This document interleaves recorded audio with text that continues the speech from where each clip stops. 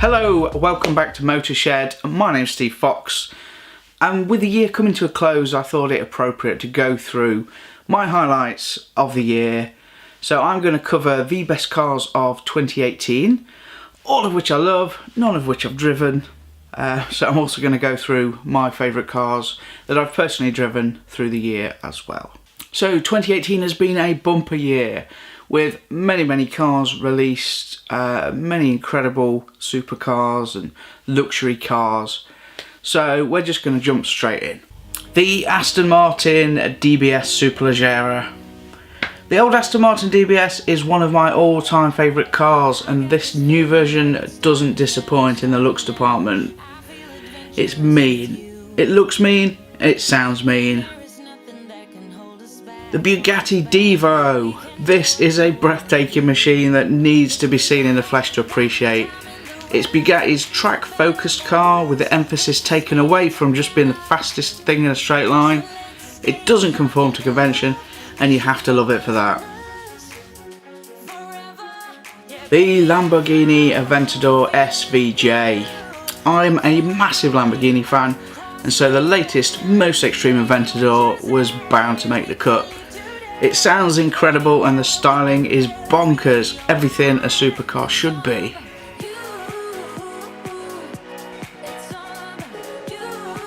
The Bentley Continental GT.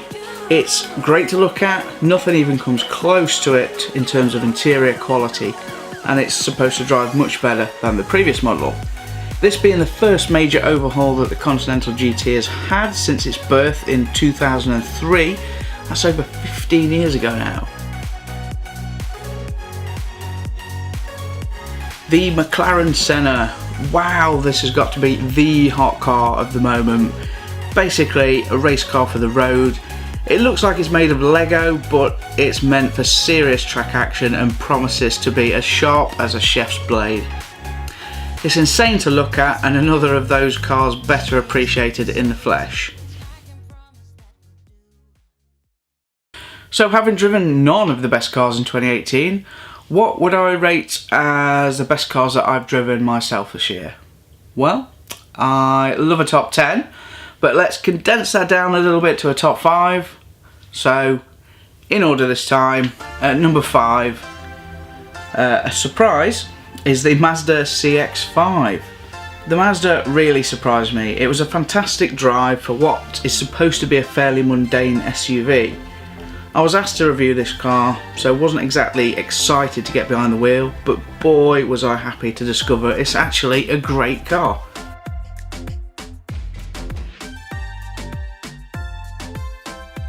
The Jaguar XJ. After all the filming I do with other cars, I always get back into the Jag and still appreciate what a great drive it is.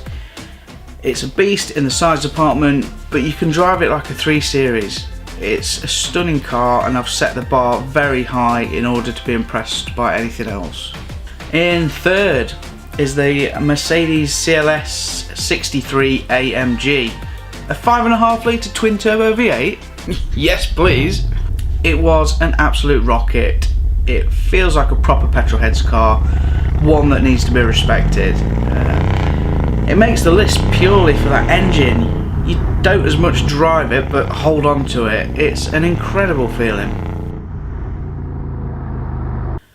In second then is the Alfa Romeo 4C. This was thrust upon me at short notice, so I didn't really have any expectations for the little Alfa, but my god was it a joy to drive. Like a go-kart with a roof and 2 doors, it was like driving an excitable little puppy, and it puts a massive smile on your face. Beautiful to look at too.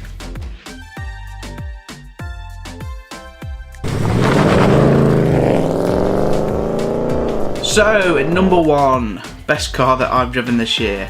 Probably not a surprise if you've seen the video. I fell in love with this car this summer. It does it all. That V8 makes a properly special noise. I don't think I'd ever get bored of it. It's blisteringly fast and forced out many expletives under acceleration. It makes you feel like a movie star, and it's not out of reach for a lot of people. as you can get the 2018 model for as little as £35,000 now. It's a thoroughly deserving winner, and if only my circumstances were a little different, I would have one, as I ache for a Mustang every day. So I only started my YouTube journey in the summer of 2018, but in the last 6 months I've managed to pack quite a bit into that time and had some great experiences. So here are my highlights.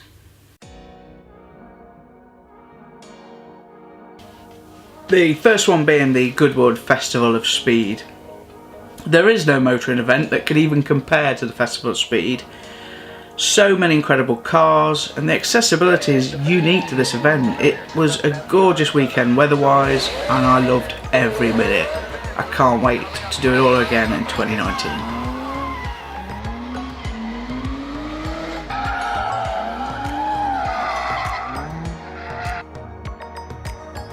There was the hot lap in an aerial Atom. This was only a few weeks ago, but was an incredible ride. The speed, the late braking, it's the closest thing you'll get to the thrill of a motorcycle. It's well worth trying for yourself for just 25 quid at Car Chase Heroes. The Valley of Fire and Las Vegas Strip in the Alfa Romeo 4C. A stunning car driven in some of the coolest places in America. It was a great day, one I look forward to repeating in 2019, albeit in a different car.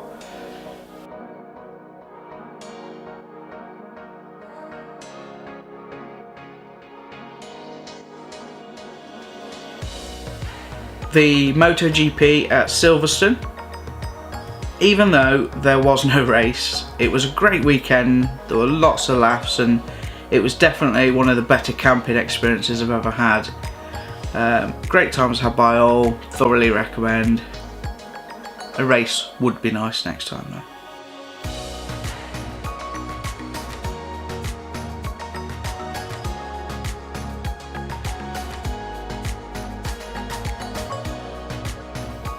But my favourite experience from 2018 has to be the day with the Mustang V8. I drove it to Castleton and Speedwell Cavern in Derbyshire.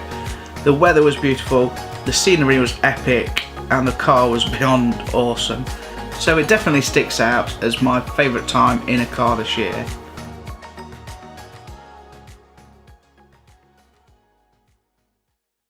I've had an awful lot of fun doing this so far. I aim to continue doing so in 2019. I want to thank everybody that has supported me this year.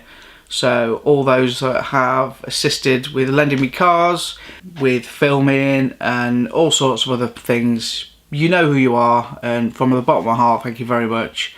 Thank you also to everybody that's watched the video and subscribed this year. I look forward to keeping you entertained in 2019. That's all for now. Thank you very much for watching. See you next year. Bye bye.